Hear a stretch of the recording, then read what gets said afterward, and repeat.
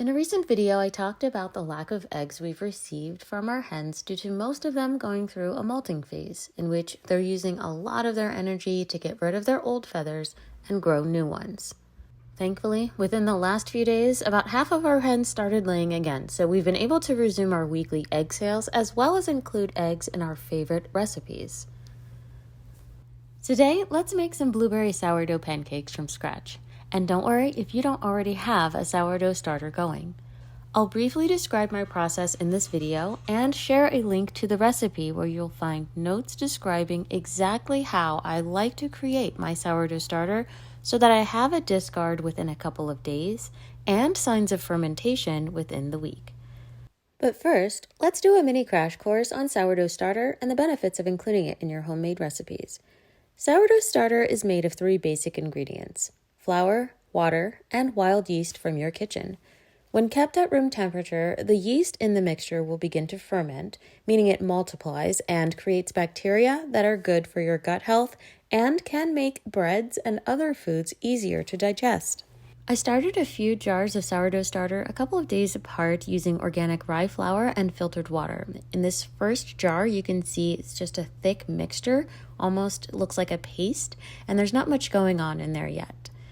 In this next jar is a starter that is 3 days old, and you can see a few bubbles that have developed.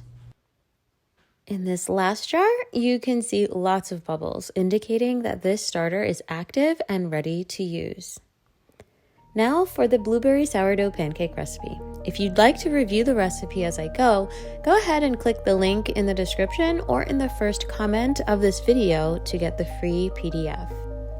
I start this recipe by measuring out some butter that I will melt and set aside to include in the batter in a later step.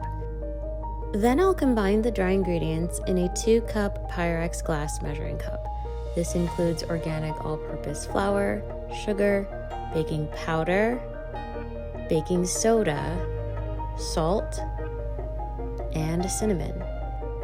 I use a whisk to mix all of that together.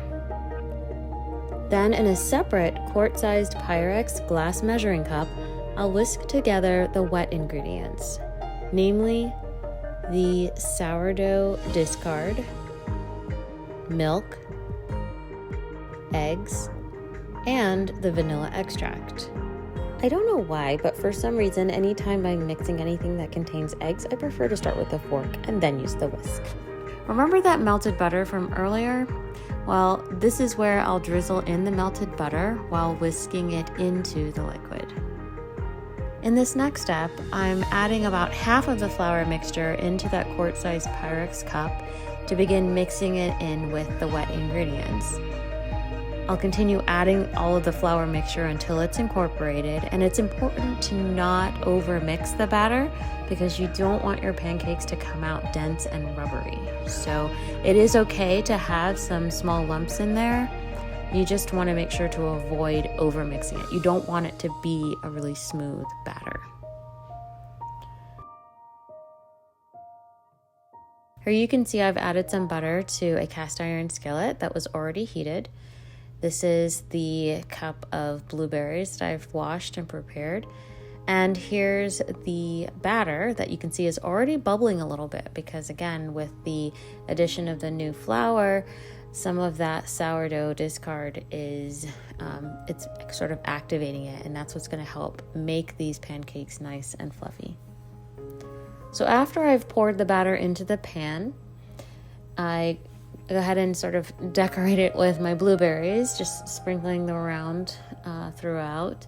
I don't like to add my blueberries or any other kind of fruit to the batter itself because I find that they'll just kind of lump together and it won't distribute throughout the pancake the way I like. So I prefer to add the blueberries after I've already poured the batter into the pan.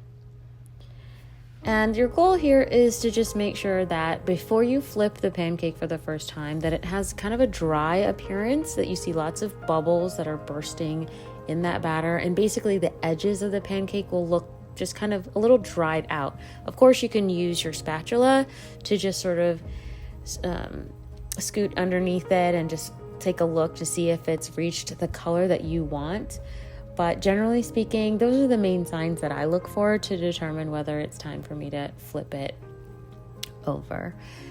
And as you can see here, each time I put a pancake on the plate, I am adding just a little bit of butter on top. I'm just spreading that on top. I find that is just a nice way to absorb that flavor into each pancake.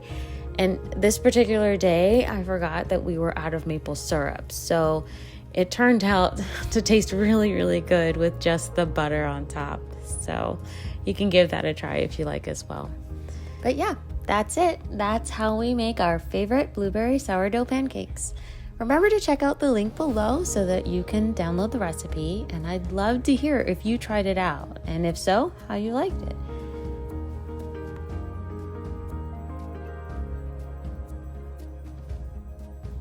If you're interested in checking out a non-sourdough sandwich bread recipe, then check out this video next.